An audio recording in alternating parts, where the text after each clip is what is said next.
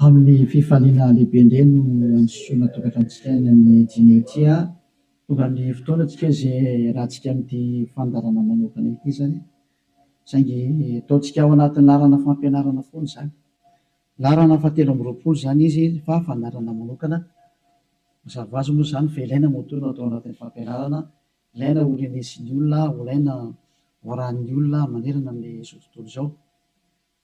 Afaka manaraka nareo amin'ny teny frantsay ao amin'ny YouTube Yahosoa TV français. Afaka manaraka nareo amin'ny teny anglais ao amin'ny Yahosoa TV Yava Yahosoa TV zay mihitsy rehefa sita anglais zay.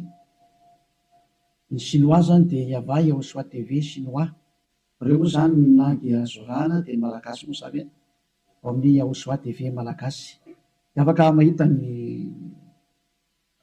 moa zany ny fandarana ianareo. Avelantsika aloha zany dia arikiva afaka metraka amin'ny telo am-pelatana dadala Yava ho voninahitry ny ranomasina iariva afaka atsika. Saotra betsaka dadamarany amin'izao fotoana izao izay ahafana manazava mampianatra ny olona ny fahamarinana ho voninahitry ny ranomasina. Ilay andro ny fahamarina fametrahana ny fahamarinanao, fametrahana ny voninahitranao. Taio izao teny izao dadamala Yayava, aroka ho hamarinanao mandrakariva ny teny ho voninahitry ny ranomasina isan'andro zany. Dia apetraka ho ampelantananao ny teny lazao ambarako sy rehetra teny hozaraina amin'ny tsirairay avy ho fahafantarana ny olona ny fahamarinana dia ny fahamarinanao. Saotra betsaka dadamala Yayava amin'ny anaranao Yahosoa no anaovana an'izany teny rehetra izany. Amen. Fandarana manokana ny fandarantsika androany ataontsika hoe larana fahatelo amby roapolo fampianarana indray ny ambasadaran'i Yahosoa Eliana no mandroso tokatranontsika eny amin'ny teny ity ary amaly ny fanontaniantsika rehetra izay apetraka avy hatrany angamba manarana telefona eo amin'ny écran mba ahafahany olona mandefa SMS. Ataontsika SMS ny antony be dia be ilay tapatapaka, be dia be ny tapatapaka. Mety isy koa avy any ampitan-dranomasina dia efa mesazy raha telefona no sahirana be tsika fa SMS tsy maintsy tonga ary tsy maintsy voavaly daholo rehefa SMS zany. Dia ilazana zany tsika fa atao avy SMS ny izy 032 86 663 98 032 86 663 98 zay antsika rehetra izay manaraka amin'ny radio dia mety tsy mahita an'ilay numéro telefona nareo dia izay naveriko izay 032 86 663 98. Ny fantaina mipetraka moa dia hoe ngamo rehefa mivavaka dia mbola mpanota iza zany nampianatra an'izany teny izany. Izay moa zany ny lohateny ny fandarantsika androany. Izy moa zany milaza fa rehefa mpivavaka na hoe manaradia an'izany zanak'Andriamanitra zany dia mpanota ny dikan'izany, afaka manota.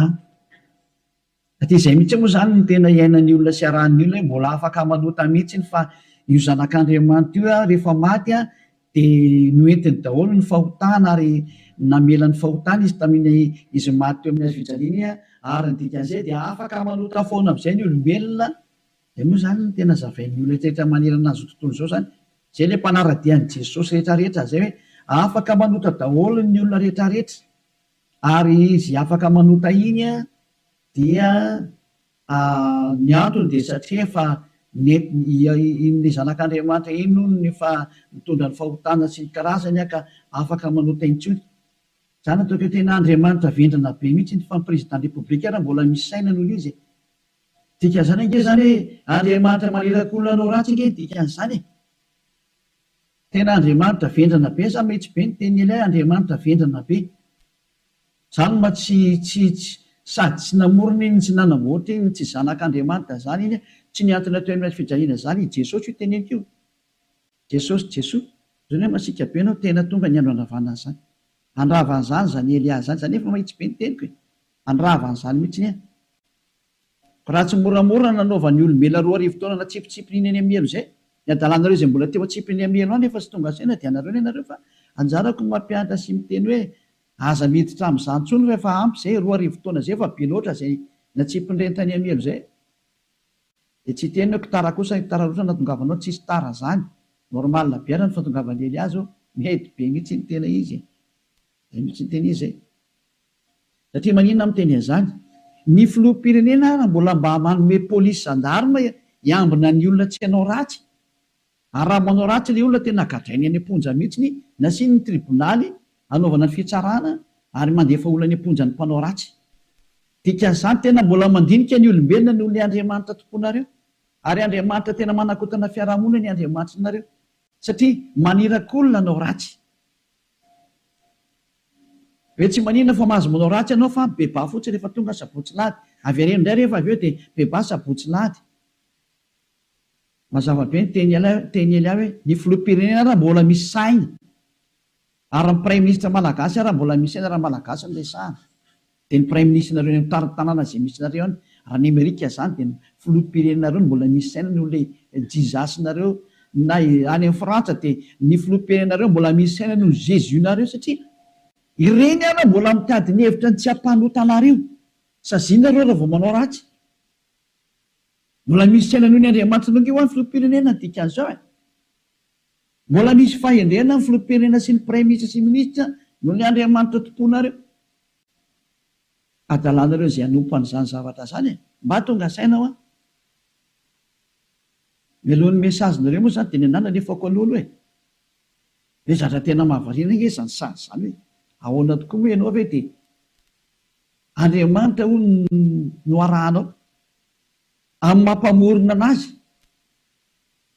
zany any ianao zany ny dikan'izay raha mpamorona izy mpamorona eo Andriamanitra io dia zany any ianao zany ka raha mpamorona zany ilay Andriamanitra maninona moa izy mamela ny zanany andehanao ratsy raha Andriamanitra zany na ny ankonany anao ratsy fa ny tena Andriamanitra dia zao tsy manaiky ny ankonany anao ratsy novinovy tahaka ny ray aman-dreny mananjanaka dia tsy ndray aman-dreny mihitsy aniraka ny zanany hoe andana manao ratsy fa mifona fotsiny aminay ialahy rehefa avy eo ohatran' izany angely sary dana mangalatra ialahy dia rehefa azo lahy daholo zatra rehetra dia veny aty amin'izay mifona efa nazo lolahy zay dia avelako rehefa avy eo indray iverina indray rehefa rapitso indray jangatsanga indray anao rapitso dia mifona fotsiny indray rehefa avy eo ohatran'izany ange ty sary ty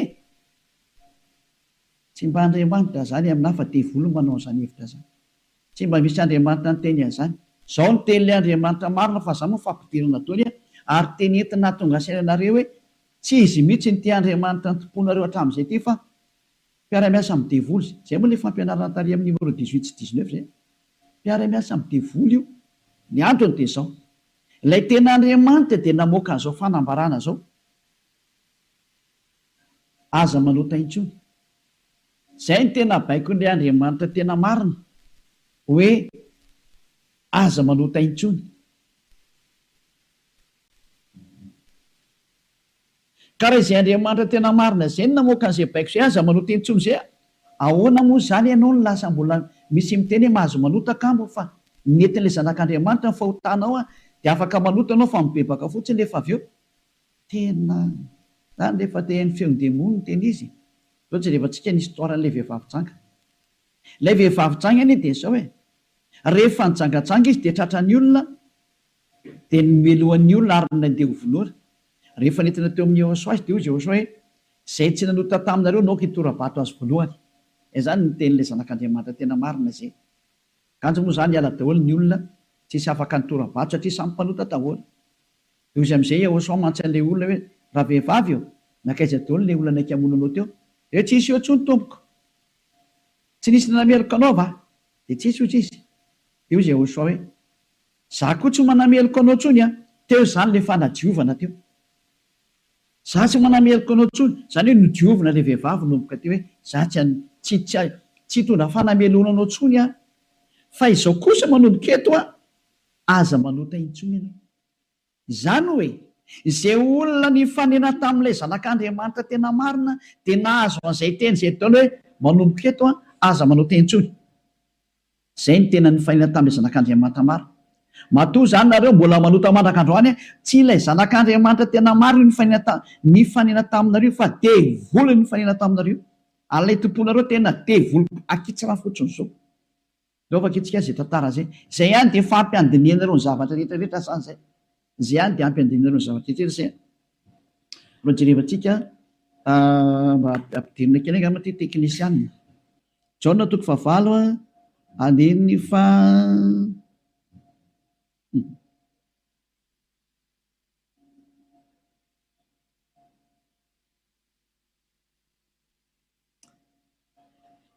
Jaona toko favalo andiny fasivy. Ary raha nandre zany izy dia nivoaka tsiray hatramin'ny zokonjokony ka hatrany amin'ny zandrinjandriny. Ary Yahosoa irery ihany no sisa teo sy ilay vehivavy. Ka rehefa nitraka Yahosoa dia izy taminy, raha vehivavy aizy ireny. Tsy nisy nanameloka anao va? Ary hoy izy, tsy misy tompoko. Dia hoy Yahosoa, za koa tsy manameloka anao. Zay ilay hoe le famindram-pony mandeha voalohany. Dia izy hoe, za koa tsy manameloka anao. Ary aoriana le famindram-po amin'izay na le fanadiovana, le teny manafaka anao dia misy toy le teny hoe mandehana. Ary amin'izao sisa izao aza manota intsony. Zay zany no toy ny teny Yahosoa hoe aza manota intsony aorianan'izao zahatra niaonanao tamiko izao. Aza manota intsony ianao. Zay ny voalazan'ny teny marina zany zay. Zay ilay hoe tsy maintsy mandeha le famindram-pony Yahosoa le fanadiovany. Aorianan'izay aza manota intsony. Aneny Jesosy kosa dia manontany foana. Fa rehefa avy eo mifona indray dia manontany ihany dia mifona. Jerevantsika deo aloha zay melona natongavan'ny SMS nareo amin'ny fanontanianareo hoe ngamo mbola mahazo manota rehefa tafaraka amin'io Andriamanitra marina io. Valy teny ny divolo miteny hoe mahazo manota. Fa le Andriamanitra marina miteny hoe tsy mahazo manota intsony. Dia dinio izay miaraka aminao zany, manoko izy ilay miaraka aminao. Izy zay. Antsika aloha hitodika indray tsika any amin'ny teny manaraka indray. Indray tsika aloha hijery indray tsika aloha Jaona toko 5. Jaona 5:14. Rehefa afaka izany dia hitany Yahosoa teo an-kianjan'ny tempoly raha lehilahy. Dia hoy izy taminy, ino efa sitrany ianao aza manota intsony fa andraho anjoanao izay ratsy nohony teo. Teny faharoa no navoaka ilay tena zanak'Andriamanitra tena marina izay hoe mba tsy anjoanao ny ratsy nohony teo dia aza manota intsony ianao. Zany hoe izay olona ny fanena tamin'io Andriamanitra marina io zany, ilay zanaky ny avo indrindra ilay tena izy dia ny tenenany hoe aza manota intsony fa andraho anjoanao ny ratsy nohony teo. Aza manota intsony fa andraho anjoanao ny ratsy nohony teo. Izao ny voalazana soratra masina ato hoe aza manota intsony fa andraho anjoanao izay ratsy nohony teo. Izany hoe mazava be zany ny tenin'ilay zanak'Andriamanitra fa rehefa tafaraka aminy dia tsy mahazo manao ratsy intsony. Zay zany le tena tafaraka amin'io zanak'Andriamanitra io, tsy manao ratsy intsony. Nao tsika aloha tsy teny manaraka indray tsika aloha. Roa zany zay no ahitantsika hoe tena tsy mahazo manao ratsy tafaraka amin'io Andriamanitra io zany. Vakentsika indray ny Jaona voalohany. Dao ndraiky tsika mbola hijery teny hoe ahoana marina ny teny io zanak'Andriamanitra io hoe mety ve le manota zany. Andao hidirana antsika indray amin'ilay Jaona voalohany toko voalohany ato indray tsika fa ity ny fefenan'izy menakavy. Ao amin'ny 9:9 ato daholo Jesosy no miafina. Ty ny fefenan' Jesosy ty. Jesosy tena zahatra tena tsy izy mihitsy. Jesosy Jesoa ity ny afenany. Jaona voalohany toko voalohany 9:9 mihaino daholo zany Jesosy menakavy amin'ity teny ity. Raha hoy isika tsy manana ota isika dia mamita tena ary ny marina tsy ato anatintsika. Zay zany aloha zany ny teny voalohany zay. Hoe raha tsy manana ota ny ontsika dia mamita tena ary ny marina tsy ao anatintsika. Fa raha miaiky ny fahotantsika isika dia matoky sy marina izy ka mamela ny fahotantsika sy manadio antsika ho afaka amin'ny tsy fahamarina rehetrarehetra. Zay. Dia toy izao ihany. Raha hoy isika tsy nanota isika dia mampandainga azy ary ny teniny tsy ato anatintsika. Dia io farany io mitazomo zareo amin'izay hoe raha hoy isika hoe tsy nanota isika dia mampandainga azy ary ny teniny tsy ao anatintsika. Tazomin'ny Amerikanina io, Frantsay, ny Anglisy, ny Alemaina, Malagasy, ny Afrikanina rehetra zao tontolo zao dia miara-mitazona io teny io ka miteny hoe tsy maintsy manota ony araka ny tenin'ny apôstôly John. Ary raha ohatra ny sanatrehan'izany apôstôly John tokoa nampianatra an'izany, efa any amin'ny elo John amin'izao tsika miteny zao ary mitony kitoza araka ny teninareo. Raha tena izany tokoa ny tia nitenenina tamin'io. Raha i John no nitarika ny olona hanohitra ny tenin'ny Yehosoa, ilay zanak'Andriamanitra tena marina, ka niteny zany John zany nanohitra ny tenin'ny Yehosoa le hoe aza manota intsony fa andao anjoanao ny ratsy noho teo. Ka i John indray no niteny hoe mahazo manota ka moa fa ratsy mpanota dia mampandainga an'Andriamanitra nareo. Dia miteny aminareo fa efa any amin'ny elo John amin'izao tsika miteny zao. Ary mahitsy be ny tenin'ny ely hafa tsy sangina mihitsy izany teny zany. Any amin'ny elo John na hoe Ioanan. Satria navita nanohitra ny Yehosoa, ka zay manohitra ny Yehosoa na apôstôly na iza na anjely na iza na fanahy masina na fanahy iny, any amin'ny elo zay manohitra ny Yehosoa. Satria ny tenin'ny Yehosoa dia tenin'ny dada Yahva. Tahaka ny Elia tsy manohitra ny tenin'ny Yehosoa mihitsy. Mazava zany zay teny zay. Ka raha io teny io ny afina fenanareo dia miara-mitsipy any amin'ny elo miaraka amin'ny John nareo satria nanohitra ny tenin'ny Yehosoa. Satria ny tenin'ny Yehosoa dia ny teny mihitsy hoe aza manota intsony. Ka raha ohatra ireo milaza fa i John no nampanota anareo, miara-mitsipy amin'ny John any amin'ny elo nareo. Fa tsisy Andriamanitra tia lalan'izay John zany na tia lalanao. Fa i John sy ny olombelona dia mitovy ihany. Ka raha nanohitra ny tenin'ny Yehosoa zany John zany any amin'ny elo izy amin'izao tsika miteny zao. Any amin'ny hery tahaka anareo rehetra. Dahora jerevantsika le fandeha le teny azy. Inona tonga ny John ny teny an'io? Ny olona izay mbola tsy tonga amin'ny Yehosoa, raha izy no miteny hoe tsy manana ota za, dia mamita teny izy ary ny marina tsy ao anatiny. Izay ny dika ilay aty amin'ny 9:9 sy 10 hoe raha hoy isika tsy nanota isika dia mampandainga azy. Satria ny olona rehetra tokoa dia tena mpanota daholo, ary ny tenin'Andriamanitra dia milaza mihitsy hoe fa ny olona dia mpanota. Samy nanota izy rehetra ka tsy esy manana ny voninahitra avy amin'Andriamanitra. Reny le izy reny. Raha mbola tsy tonga amin'ny Yehosoa ilay olona dia tsy maintsy mpanota izy. Izay ny dikan'io teny io. Izay ny dikany hoe raha misy miteny hoe tsy manana ota dia mpamita tena ary ny marina tsy ao anatiny. Satria ianao raha mbola tsy tonga amin'ny Yehosoa dia tsy maintsy mpanota ianao. Ary zany ny ilazana amin'ny Jesosy izay olona miaraka amin'ireny fa olona mpanota ireny satria tsy mbola tonga aty amin'ilay tena izy. Fa ao amin'ilay pisoloky nareo no nandeha. Dia hoy ilay pisoloky mahatsinareo hoe mpanota nareo. Pisoloky io tsy niantona teo amin'ny fijaliana Jehova zatra mpamitaka io. Samy mijery ny marina tsika. Miko anao teo ny tenin'ilay zanak'Andriamanitra. Ny tenin'ilay zanaky ny avy fa miko anao teo e. Kaza mamaly tsony ianao. Fa ny tany sy ny lanitra ho levina hoy Jehosoa fa ny teniko tsy ho levina mandrakizay. Aza hoe izay teny izay. Ka raha ny teny izy hoe aza manota intsony dia tsy misy mahazo manapotika izay teny izay. Matthieu 24 firy misy loatra efa-tsika kely teny. Hitina kely ihany tsika aloha. Matthieu 24:35 sa 33. Ohatsy rehefa-tsika kely aloha. Matthieu 24:35. Matthieu 24:35. Ny lanitra sy ny tany ho levina fa ny teniko tsy mba ho levina. Ny lanitra sy ny tany ho levina ozy ilay teny fa ny teniko tsy mba ho levina. Izany hoe ilay teny hoe aza manota intsony tsy ho levina mandrakizay iny. Ka raha nisy nandevina an'iny dia vory izay nandevina an'iny. Raha nisy ny teny izany hoe tsy maintsy mpanota nareo ka, tsy maintsy manota nareo ka, dia manohitra an'ilay teny ilay zanak'Andriamanitra amin'ny teny hoe aza manota intsony. Ka raha misy izany nampianatra nareo hoe tsy maintsy manota, dia ny kontra n'io tenin'ilay zanak'Andriamanitra marina io, ary rehefa ny kontra ny teniny dia devoly izay nanohitra anazy. Satria ny teniko izy tsy azo levolina. Izany tonga namiteny hoe tandrema ianao tsy misy John ny teny taminao mihitsy hoe ndany ianao manota fa ny agigenao mahatonga anao miteniteny foana eo. Ianao no te hanao zavatra tsy manjary amin'io Andriamanitra marina io. Ianao no te hanao ratsy ihany dia ilay Andriamanitra marina no endrikendrehanao. Daholo aloha tsika anaraka an'ilay teny zany. Ohatrany ohatra mafimafy be iny teninao ambassadeur. Tena tsy mafy izany. Raha ny mora indrindra tokony reny sy ny sofinao izany fa tokony mafimafy noho izany no tokony hoeninao satria be izay nahadalàna nataonareo izay ve? Tsy hoe heverinareo fa faly aminareo Andriamanitra tokony fampianarana io. izy very miteny hoe aza manota intsony de nareo nefa ry mamaly hoe tsy maintsy manota fa tsy possible mihitsy zany.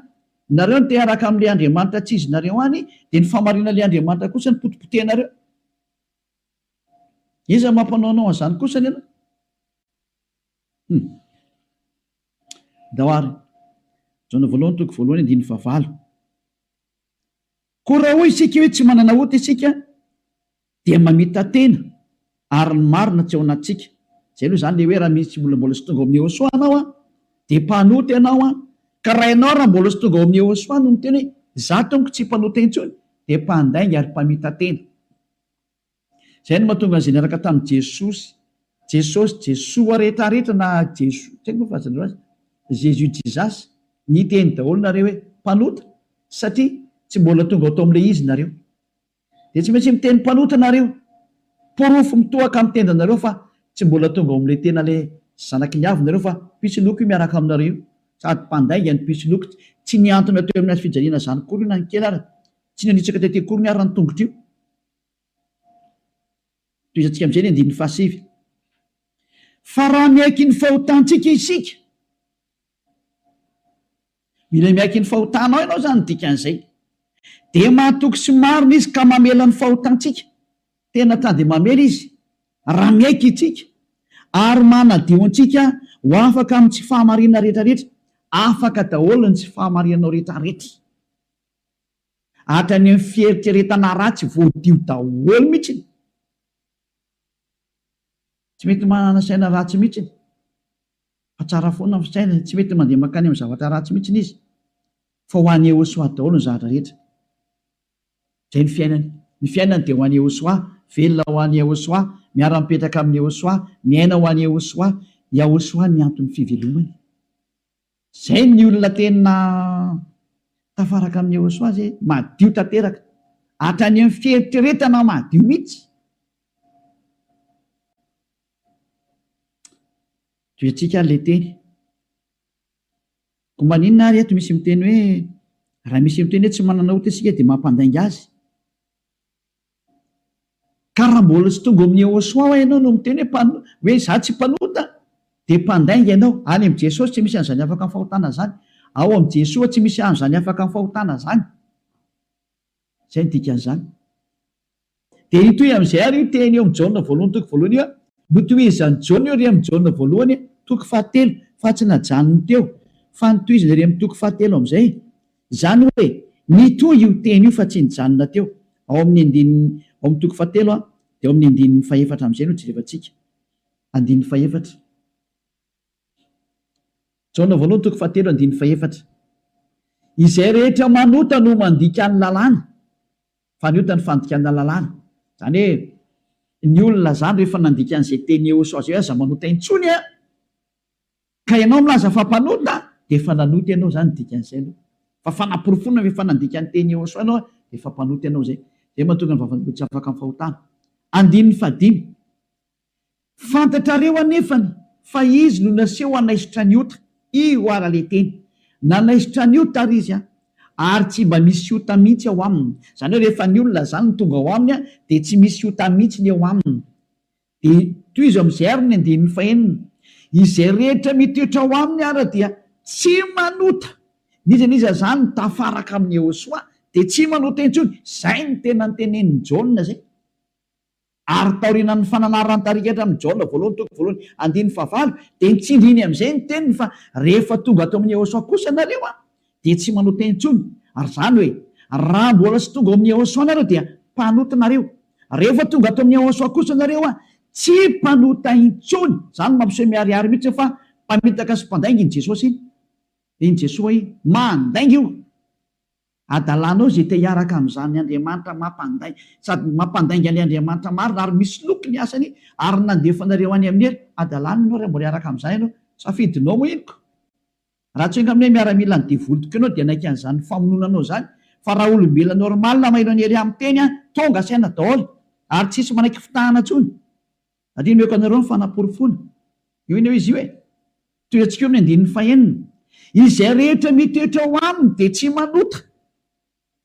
Nizany zany mitoetra ao amin'io Iosoa io dia tsy manota intsony izy fa izay rehetra manota ozy izy ao mitenin'ny Jaona amizay dia sady tsy nahita anazy ary tsy mahalala anazy. Tsy netan'io zanak'Andriamanitra maro io nareo. Midika zany fa i Jesosy dia tsy zanak'Andriamanitra. Jesoa dia tsy zanak'Andriamanitra marina. Tsy izy io. Mpisoloky ary mpamitaka satria nampanota anareo foana hatramin'izay. 2000 taona nareo mipetraka ato anatin'ny fahotana. Tsy afaka anareo zany midika an'izay. Mbola hiteny any venareo fa marina ny lalak'alena. Toizatsika ihany ny teny Jaona satria Jaona ihany nampangainareo dia aleo Jaona koa ny namafy ny teniny. Jaona voalohany ihany 7:9 daoarany. 9:7 hatramy vakitsika. Aleo 9:9 aloha tenentsika ny tenin'ny apôstôly Jaona.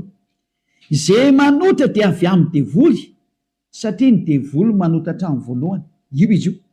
Niza zany manota dia avy any amin'ny devoly zay satria efa tonga Jehosoa manala ny fahotana. Zay manota amin'izay izy Jehosoa amin'izao dia avy any amin'ny devoly izy. Ianao zany rehefa mpanota dia avy any amin'ny devoly ianao. Mpitondra fivavahana ianao. Laza ianao zany fa mpanota ny olona. Avy any amin'ny devoly ianao. Andriamanitra tompony olona ianao. Laza ianao fa mpanota ny olona ary ampirisinao ny ota ny olona. Avy any amin'ny devoly ianao. Zany hoe olona ny rahana devoly akety zany io miaraka aminao io. Mametrereta. Mbola tsy tonga sena miteny mandeha ihany ianao. Asakasakanao aloha fa zay ilay fandarana androany fanavotany ity. Niendra mahita loza kamery ny adala mandroso kavoa. Lao avaketsika indray ny teniny. 9:7. Ty le nitenenin'ny apôstôly Jaona ihany. Ovalin'ilay Jaona voalohany toko voalohany 9:9 sy ny 10. Hoe ny olona hozy izy Jaona rehefa tonga ato amin'ny Jehosoa tsy mety manota intsony. Ilay tena zanak'Andriamanitra tena marina. Izay rehetra naterak'Andriamanitra no tsy manota. Matonao zany mbola manota dia tsy nateraka io Andriamanitra ianao fa nateraka Jesosy Jesoa. Dia io ianao mpanota io. Mbola tsy nateraka ilay zanak'Andriamanitra tena izy ianao fa niteraka anao dia ilay mpisoloky no niteraka anao. Ilay mpamitaka no niteraka anao. Fa ilay Andriamanitra tena marina tena manizingizina mihitsy ny amin'ny Jaona apôstôly tsy nivadika tamin'ny teny Jehosoa izy. Fa nitazomy ny teny Jehosoa hoe izay rehetra nateraka io Andriamanitra io dia tsy manota. Satria maninona ozy izy? Satria ny voany mitoetra ao anatiny ka tsy mahay manota izy. Tena nitsindriana fandroany. Tsy mahay manota izy. Fa maninona hoy satria nateraka Andriamanitra. Izy zany nateraka io Andriamanitra io dia tsy manota intsony. Fa zay nateraka iny devoly io manota foana ary miteny hoe tsy maintsy manota sy ny karazana. Devoly ny rainy. Soratra masina daholo miteny anio a. Tsy misy nidirany Elia mihitsy ny zanona kely fa samy soratra masina jerevantsika. Ary konfirmeny Elia mihitsy ny teny le zanak'Andriamanitra marina. Ilay maty teo amin'ny hazo fijaliana hoe aza manota intsony. Zay ny tena teneny ao anatin'ny baibolinareo zany teny zany. Ao anatin'ny baibolinareo zany teny zany fa tsy zany namorona. Andana vakeo fa nomeko tarihan'ny voavonanomboka ny fandarana. Ao anatin'ny baibolinareo ilay izy. Ary rehefa avy eo dia nitsindrin'ny apôstôly amin'izay zany teny hita zany. Mbola nampiny ao amin'ny Jaona voalohany toko 5. Mbola nampiny teny akaiky indray 9:9. Jaona voalohany 5:18 ty ndray ny teny manaraka. Jaona voalohany 5:18 mbola nitsindrin'ny Jaona daholo ny teniny. Io zany tsy Jaona akory no makany amelo sanatria zany fa ianareo no makany amelo zay nanendrikendrika ny Jaona. Nanendrikendrika ny apôstôly Jaona salary Saolina, salary Ioananina. Ianareo zay nanendrikendrika anazy mitsipy makany amin'ny elo fa tsy satria tena ny teny mihitsymihitsiny. Ty ndray fa naporifona manaraka. Mbola i Jaona ihany no teny aty. Fantatsika fa izay rehetra naterak'Andriamanitra dia tsy manota. Fa izay naterak'Andriamanitra dia miaro ny tenany ka tsy mikasikazy akory ilay ratsy. Tsy azony devoly kasena mihitsy ny olona miaraka amin'io Andriamanitra marina io. Izay nateraka io Andriamanitra io. Matoa zay ianao mbola mpanota nateraka devoly ianao. Zay miaraka aminao zany mpiara-miasa amin'ny devoly ny dikan'izay. Zay ilay fampianarana numéro 18 sy 19. Hoe mpiara-miasa amin'ny devoly io Jesosy Jesosy Jésus Jesus io Amerikanina. Ary frantsay ry anglisy avy any aminareo fampianarana io. Nareo no mitondra ny unité nakety atody kely amakany aminareo mihitsy n'izao ny teny. Ahoana io teny io? Nampianaranareo dao zao tontolo zao lasa mpanota. Ahoana?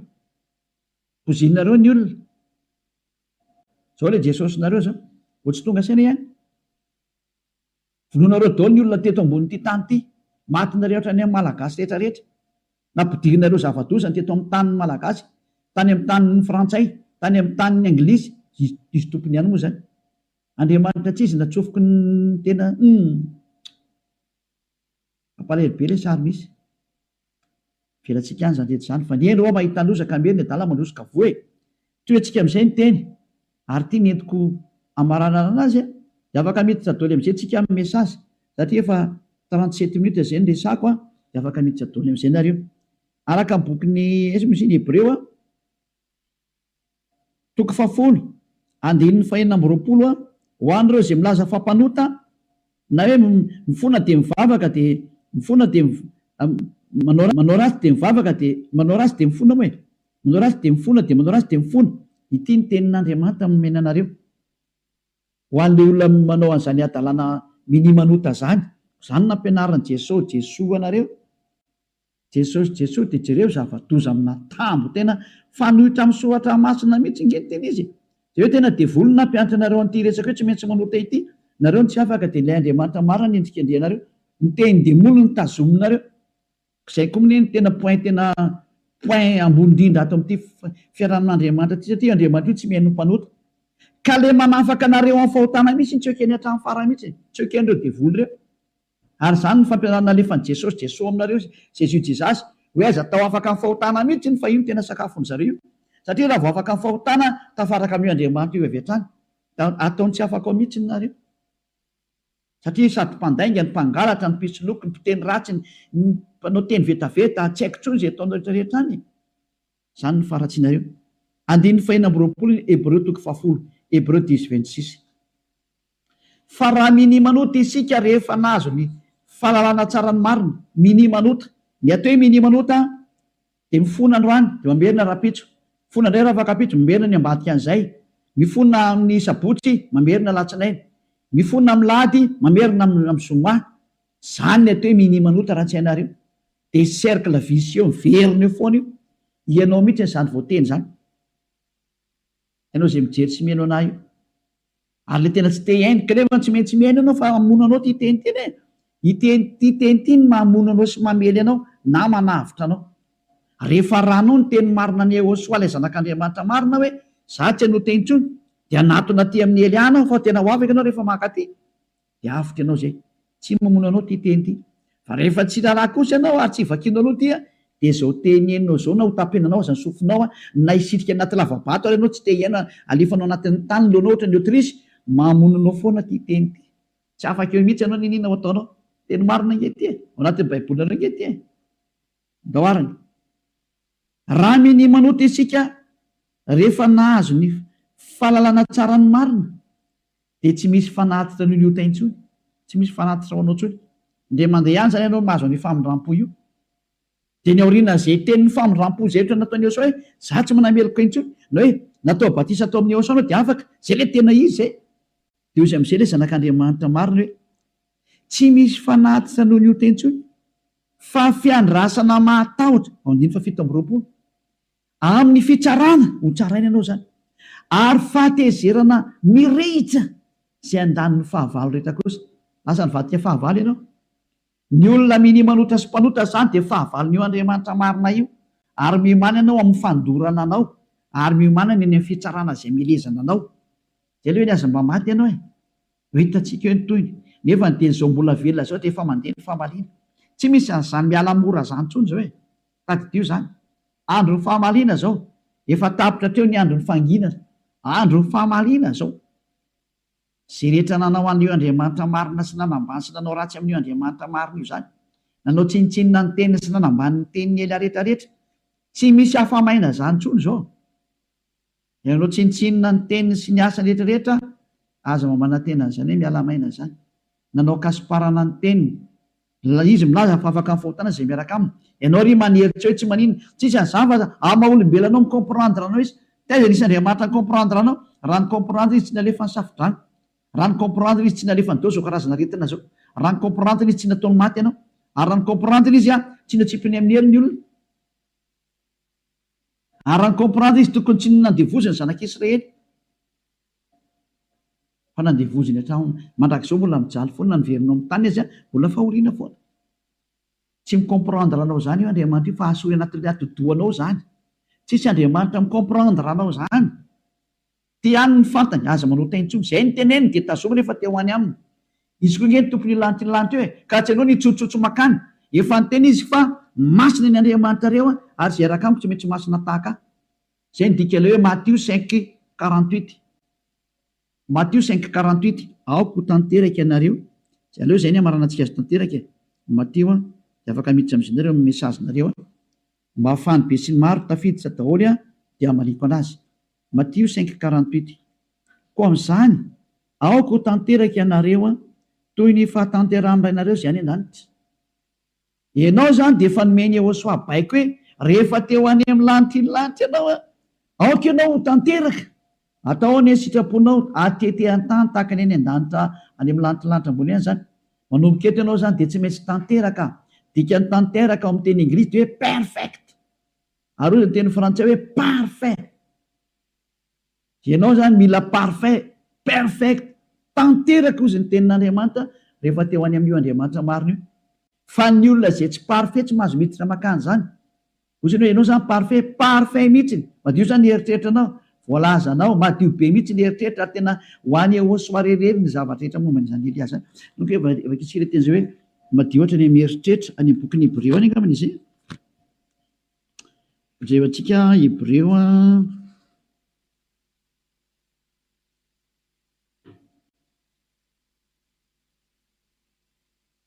tsy le mainka fanirany Yehosoa zay manaty.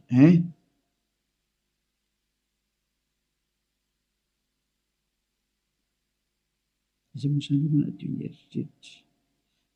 Vakitsika manomboka amin'ny andiny faraka ambin'ny folo zany dia hatrary amin'ny andiny fahafiry zany ty. Enina ambin'ny folo. 16-17. Aloha vakitsika manomboka amin'ny andiny fa 11. Hébreu 9. Dia manomboka andiny fa raika ambin'ny folo. Fa Yehosoa kosa Hébreu 9 manomboka amin'ny 11 ka hatramin'ny 17 eo na 18 angamba vakitsika eo daholo. Fa Yehosoa kosa rehefa tonga ompisorona be ny amin'ny zatra tsara ho avy dia namaky teo amin'ny tabernakely lehibe lavitra sady tsara lavitra zay tsy natao tanina, zany hoe tsy misy an'izao zavatra rehetra izao. Ka tsy mba nitondra ranosy lahy izy na ranjanak'omy fa ny rano tenany dia niditra indray mandeha ho any amin'izay fitoerana masina ka nahazo fanavotana mandrakizay. Vadindrindra fa raha ny ranosy lahy sy ny ranombolary ny lavelom-batotrony vavy avy afafy amin'izay voaloto no mahamasina hatrany amin'ny fanadiovana ny nofo maika fa ny rany Yehosoa zay nanatitra ny tena tsy manantsinon'Andriamanitra tamin'ny alalan'ny fanahy mandrakizay no adio ny fieritreretanareo ho afaka amin'ny asa maty mba hanimponareo an'Andriamanitra velona. Tsy tonga tany amin'ny 15 efa teo amin'ny 14 dia hitantsika ilay zany io izy io. Zany hoe madio hatrany amin'ny eritreritra rehefa tonga amin'ny Yehosoa. Tsy misy maloto zany intsony eo aminazy. Afaka daholo ny zava-detra. Zany ilay tena Andriamanitra tena marina zany. Izay ilay tena niantona teo amin'ny fijaliana. Izay ilay tena nandatsaka ny rano. Izay ilay tena zanak'Andriamanitra marina indrindra. Izay ilay niteny hoe aza manota intsony ny anarany Yehosoa no anarany. Zao toriany Elias. Tsy azo ovaina koa izay anarana izay satria tsy misy anarana hafa nomenan'ny olona mba halanitra zao na famonjena. Ka rehefa Yehosoa ny anarany tsy azo ovana zavatra hafa intsony izay. Ary Yehosoa rery na vita nafaka amin'ny fahotana tsy azonao ovaina zavatra hafa na atao ovaina atao paralèle amin'ny zavatra hafa. Devoly manao an'izany, mbola devoly koa manao an'izay. Io nareo tsisy afaka amin'ny fahotana io. Fa izay nanatona ny Yehosoa rehetra tamin'ny alalan'ny Elia ankehitriny afaka amin'ny fahotana daholo ary tena madio be daholo tsisy tsinontsony. Anjaranao sisa mandray fanapa-kevitra. Za miteny aza miaraka amin'ny Jesosy hoy miala tao. Rehefa te-hitsipy any amin'ny elo mipetraha ao. Efa miteny ho any amin'ny elo anao fa tsy solution zany. Ary anao tsy havita nova-palitao fotsiny eo Jesosy. Tsy misy Jesosy afaka minova-palitao zany fa 2 taona nge ianao namono olona zay. Aiza intsony ny vita madika tampoka fotsiny hoe tsika kosa fa tsy manota. Tsy afaka manao an'izany nareo satria maninona? Lay devoly lehibe nareo mihitsy ny eny mihinan-kanina amin'ny fahotana io ka ao namono nareo navelany ho afaka amin'ny fahotana. Tsy afaka ho zany mihitsy nareo zay miaraka amin'ny Jesosy. Moa Jesosy koa tsy afaka amin'izany. Samy voa daholo nareo. Fa endrena andao anatona ny Yehosoa hiaraka amin'ilay Andriamanitra Abrahama zay antsoina amin'ny anarany hoe Yahva. Andao hiaraka aminy. Andao hiaraka amin'ny Yehosoa ary andao hiaraka amin'ny Eliazy ho hitanareo maso. Mpanavitra zany Eliazy zany, mpamonjy zany, ary tsy manaiky ny faratsiana hatramin'ny farany. Tsy manaiky an'io Andriamanitra tsy izy io zany mihitsy. Tonga ny andro andravanany reny ary tena mandrava Eliazy. Zay koa ny asany hoe Eliazy, mandrava ny Andriamanitra tsy izy. Mirary izy so antsika rehetra ho faly nandeha izany teny zany. Mialamy Jesosy sy Jesoa, mialamy Jesosy tsy zasy, mahitsy be ny tenin'ny Eliazy. Rehefa te ho ripaka nareo dia mipetraho, safidy io sisa. Ary rehefa te hitsipy eny amin'ny ely nareo dia mipetraho. Rehefa niteny taminareo ampiaradia amin'ny devoly io, iraky Satana io hanipy olona ny amin'ny elo. Azay ny mission io. Tsy niantona teo amin'ny fijaliana zany io fa laingy zany. Tsy nandatsaka ny rano zany iny, laingy zany, tsisy nataony zany teo. Fa mpamono iny ary tena pisoloky direct fotsiny zao izy. Ny rahan'ny Satana izy amitaka anao mba ino zavatra tsy izy, ary anamboatraboatra lalana hoe Andriamanitra mpamindra fo ka mazo manao ny adalana ianao fa mpamindra fonga io. Nefa hitanao tsara ny teny teo fa tsy mahazo miditra ny amin'ny lanity lanta zany mpanota zany. Fa vitan'i Jesosy, Jesosy ny teny taminao hoe izy mamindra fo fa Andriamanitra fitiavana io be famindram-ponga io Ary raha ny teny dada Eva za mamindra fo am'izay tiako amindrana fo ho an'izay ty azy zany. Fa ny exploité ny devoly zay teny zay hoe izy no mamindra fo ka ataovy ny adalana. Jereo amin'izany ny fanaovana famitany olombelona, izy no mpamindra fo fa manaova adalana ianao. Dia mitsipaka ny teny dada Eva hatramin'ny farany mihitsy nge. Ka niendra mahita loza ka miheny hitanao zao ny loza ny teneniko anao, mialamy Jesosy, mialamy Jesoa. Hitanao tsara izy zay, mazava be ny fanazavana teto, afaka nandefa mesazy zao tontolo zao. Samy mieritreritra zay tonga saina manapa-hevitra manara ny Elia am'izay, manatona ny Elia am'izay. Tonga ny andro hiantsona farany ana rehetra rehetra. Tena tsy diky mihitsy hoe hiantsona farany ana rehetra rehetra. Dia mbola mihitsy ny fotoana miazakazala reo. Tonga ny fanapoteny Andriamanitra tsy izy, tonga ny famerenana ny voninahitra ny dadanay Yahva. Tonga ny famerenana ny voninahitra inaran'ny Yehosoa, ilay zokinay malalanay, ilay maty teo amin'ny fijaliana noho ny aminareo olombelona mba hamonjy anareo. Tonga ny famerenana nyzany rehetrarehetra zany ankehitriny. Elia nanao anazy. Zany mahatonga ny Elia miantsoantso anareo hoe dieny mbola tsy mipokany aminao ny atezerany avo indrindra, maiza manapa-kevitra teny zao. Fa tsy maintsy ho tanteraka amin'ity taninareo ty teny ty hoe ho atao miavaka ny manompo an'Andriamanitra marina, Yahva zay dia Yehosoa, sy ny tsy manompo azy. Tsy maintsy ho aseho zay, tsy maintsy iseho zay. Voninahitra ho an-dadamala Yahva, saotra betsaka azytsika ny amin'izay teny mena zay ary ny fandriany Eliady tonga saina daholo rehetra rehetra hitodika ho any amin'ilay mpamorona anareo, ilay tianareo Yehosoa no anarany. Ariva afakitsika. Saotra betsaka dadamala Yahva. Taio zany teny zany. Fa tena hitondra soso fahasoavana amin'izay rehetra miaina ary fahatsarana ho an'izay rehetra mandry. Fanavotana ny olona ny anton'izao fampianarana izao, ary fiantsona ny olona hitodika sy hiverina ho any aminao. Valio antso ny tsirairay avy, valio teny ny tsirairay avy dadamala Yahva. Mamalia vavaka ianao, voninahitra anao mandrakizay, arovy ny teny izay nomeko satria avy any aminao ry. Arovy ny teny izay rehetra nambarako satria nomenao reny ho hanavotana ny olona hiverenao any aminao. Sokafy hatrany ny varavarana mba hidirana izay mbola afaka miditra dada malalo Yahva. Vonjeo izay rehetra fatady ho faty, mba ho tonga soa aminao Yehosoa. Voninahitra anao mandrakizay. Amin'ny anaranao Yehosoa anaovana ny vavaka sy ny teny rehetra. Halleluia. Amen. Dia mirahaso tsira samy teny Yehosoa ho amin'ny fitohizan'ny fiarahantsika manaraka indray. Vedra matomboka.